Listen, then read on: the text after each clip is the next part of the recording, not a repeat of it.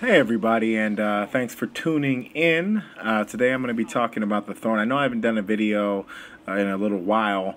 Sorry about that, but I read the feedback on the forums, and I'm the same kind of way, and I'll get into that a little bit in this review, or not really necessarily a review, but kind of an overview of why I feel that the Thorn is completely underrated, at least from a PvP standpoint. But I listened to the feedback, and I read the feedback, and saw how the community kind of looks at reviews that are half done, that are still needing perks for them to really shine, and that's what exotic weapons are all about, to be honest with you. But let's get into this a little bit. When I originally got the Light in the Dark bounty, I ignored it completely for almost a month. Kind of just sat in one of my bounty slots, not really, doing anything. To be honest with you, I saw so much negative feedback regarding the weapon, and I knew the workload that was required to get it, so it became an immediate afterthought. But then I got into YouTube and searched for Destiny PvP matches, and it changed my entire outlook on the gun. Like many of you know, an exotic just isn't an exotic until you level the perks up all the way. And the Thorn is just another decent hand cannon until you level the damage over time effect and put that stability perk on, I feel. The first YouTuber I watched, he wanted an exotic straight out of the box. He did not level it up, and he brought it straight into PvP. After getting his ass handed to him a few times, he declared the gun a 4 out of 10, stating that the bounty was a waste of time. With reviews like this floating around, it's no wonder that a large part of the Destiny community has been ignoring this gem. Luckily, I knew better and continued searching for PvP matches with the Thorn fully maxed out in abilities, and so begins this beautiful, beautiful love story. Now, I'm not going to lie to you. If you don't like the mechanics of a hand cannon, then this gun probably isn't going to sway you. It's no last word, where it's kind of the bridge between a hand cannon and kind of like an assault rifle. If people get into close ranges, because it does have that auto fire, and it fires very, very rapidly that close. But if you already love hand cannons or are looking to try something new, then look no further. Once you get through the bounty process, which is a bitch in itself, you'll be rewarded with a semi-okay hand cannon. Don't fret. Level that bad boy up. Bounties, dailies, tiger strikes, whatever you have to do to get the Mark of the Devourer perk. This ability is what makes the gun worthwhile. For those of you unfamiliar with it, it poisons whoever you hit and does an additional 7 damage for, I believe, a total of 6 ticks. And you'll see this effect throughout the video. So let's get into what I see as the ultimate Thorn setup. Okay, I got the Thorn right here.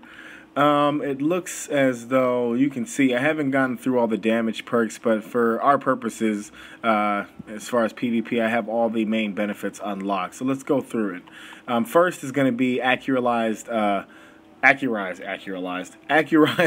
ballistics. I was reading both at the same time. It gives you more range and impact. Okay. Got field choke, more range and impact, and increased recoil. And then aggressive ballistics, more predictable recoil, enhanced impact, and shorter range and more recoil. To be honest with you, I went with the first one. It seems to be the least detrimental. It doesn't really take anything away, and it's rather balanced. As you can see with this one, you're kind of losing some range, gaining stability with a little mark on impact. And then this one, you can see that you're losing some stability, but you're gaining a little tad bit of range. I kind of like this one, like I said, the best, just because it doesn't really mess too much with the statistics of the gun. Final round, the last round in this magazine deals bonus damage. Now, this is really awesome because it does allow you to kind of get out of situations where you maybe not necessarily may have lived. I've been on my last bullet a few times and it saved me. The one thing that is interesting to note is a lot of times you won't see this last bullet, though. It's something to think about, just because the reload is very slow. Now, I have used a couple of things to kind of combat the slow reload, and I'll talk about that later.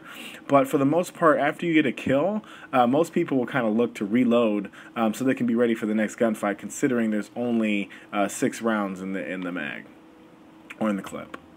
Upgrade damage, obviously I had to do that to get to these this next stills tree. So there's the snap shot. This allows you to aim incredibly fast, send it, increasing your range and accuracy, and then perfect balance. I decided to go with perfect balance. To be honest with you, like I said, this thing murders at pretty much all ranges if you're skilled enough with your aim. And just having that ability to line up your shot perfectly and kind of keep your tracking on a long distance target, it makes you very powerful, just because even if you do land a shot, typically the person you shoot is going to be pretty scared, seeing that green screen, seeing their damage kind of tick away, so it gives you a little bit of an advantage at a long range, even if somebody is running around with a sniper or you know, a vision of confluence like scout rifle, something like that. So I would keep this. I love this. Made a huge difference with the gun. This is probably the one of the two perks that I absolutely would recommend you keeping. And second of that, making sure that you level this up before you go into PvP, is going to be the Mark of the Devourer, where rounds pierce targets and cause lingering damage over time. I kind of got into that a little bit earlier, but this upgrade right here is what makes the gun. This is what makes the Thorn. So if you are in any question about this gun and you're leveling it up, and you're kind of doubting its abilities, just wait until you get this perk. Used correctly, it is a monster. So how do we apply this information? I tend to use most hand cannons in the mid-range, as long-range battles tend to be unreliable, and close-range fights, unless using the last word, are much more difficult to manage in the world of shotguns and fusion rifles. The beauty of this gun, and this is what I said earlier, is that it is viable at all distance. The high impact works wonders in close distances, and the handling is superb. The Mark of the Devourer puts pressures on Guardians at all distances, but again, it works wonders at longer ranges, as you can dip into cover after getting your shots off and get the kill while cover protects you. 2 headshots is all that's needed to put another Guardian down, as the lingering damage will finish them off. The Thorn has a above average fire rate, and you can easily get 2 shots off before they know what hit them. Take your shots, turn around, look for your next victim, and wait for the notification for your kill to pop up on your screen. Cool guys don't look at explosions, remember? Now, before I get into the weapon's shortcomings, another point to note is that damage ticks will also give up the Guardian's location. This is an added unspoken bonus that will allow you to keep tabs on your enemy as they attempt to gain their health and answer back. So, what's bad about this gun? Well, its easiest fault to point out is that god-awful reload speed. I mean, I haven't done any side-by-side work, but it makes the invective reload seem snappy.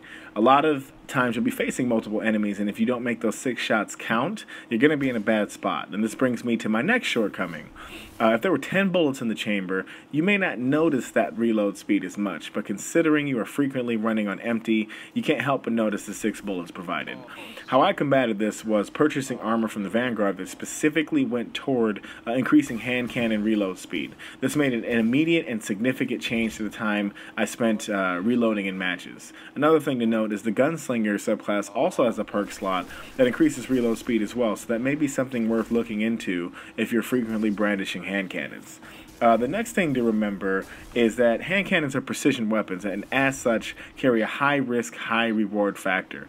In the right hands, this gun can go toe-to-toe with anything out there, which makes its shortcomings more understandable, as balance is an important aspect of any great PvP setting. I have the Vex, I have the Suros, Patience and Time, Invective, Last Word, etc. I'm not trying to brag, I'm just trying to make a point that I truly believe that this gun can outmatch all of them with the right aim. Well, I hope you liked the video. Like I said, this wasn't a really detailed breakdown. I just kind of wanted to talk about why I feel that this gun is severely underrated, at least in PvP. I can understand in PvE why that reload speed / number of bullets would be very off-putting as you're dealing with a lot more enemies. They did say they're going to be putting out a buff, so I mean, I can't personally wait for that. It's going to be amazing. You know, I'll be putting out more stuff. You know, again, I just wanted to get my weapons upgraded before I start doing these videos in more detail. I just want to say I really appreciate you guys watching. I know I've kind of bounced back and forth. I used to do a lot of Titanfall. I still have a few Titanfall videos coming in. I'm working on those as well. Just been really busy. And then I'm going to be doing Destiny as well. I don't really know if I'm going to do Call of Duty, but we'll see kind of how it goes. I'm really into Destiny and, of course, Titanfall as it is right now. So, yeah, thank you guys for watching. Please leave me any feedback that you'd like. I'm interested to see how you guys feel about this gun. I know that the community is very split on how they feel about it, so I love answering the feedback and reading your guys' responses. So, yeah, I guess I'll just leave you with thank you for watching. Look out for my new videos, and I'll talk to you soon.